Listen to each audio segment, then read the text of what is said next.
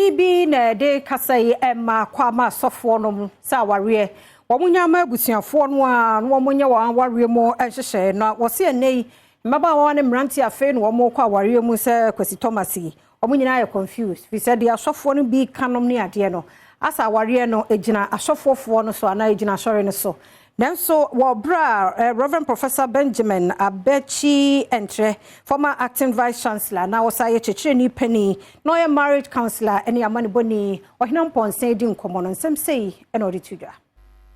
Opani anidi ede Reverend Professor Benjamin Abechi Entre ede ensem we nyina ede tudwa na wo kire mu se nansen de ubehwe no na asofo bi ade a wonage eye awade ede atum na waye ho abusua pani prekopena no na wo kire mu se yedie adabra ka enya asofo adwuma o kire mu se abra ne ehwe nkomo ube ti se obi sofo bi se ye kwa ware ko ware fa wo pant bra fa wo brazier bra fa we bra but bisa miano no mo so di akọ yes just onu bompa egusu just sofo no aka say abranti we na ware no enye saa enye yie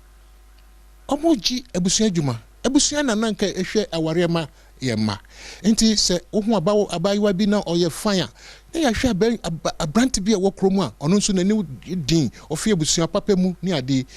ebusua na yes ani oma no enu ntimi ma sorry me ka kire won say asori enji aware asori eta ebusua chi ye ebusua dwuma wo ho asori dwuma wo ho na o ka din ye ware mum but additional aware because there's anyade a obi ka say ehun hia pi debi ehun hia pi ne ewu mu ani say ebusua gi atum na ya ware ne ya hraso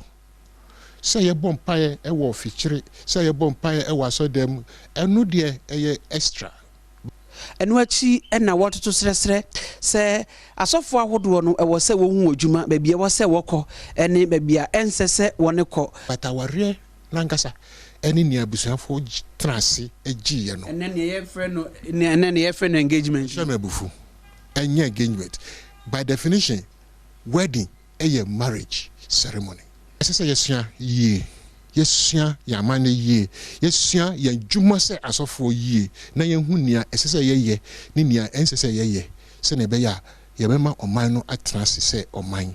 edi ha meje so eyo hene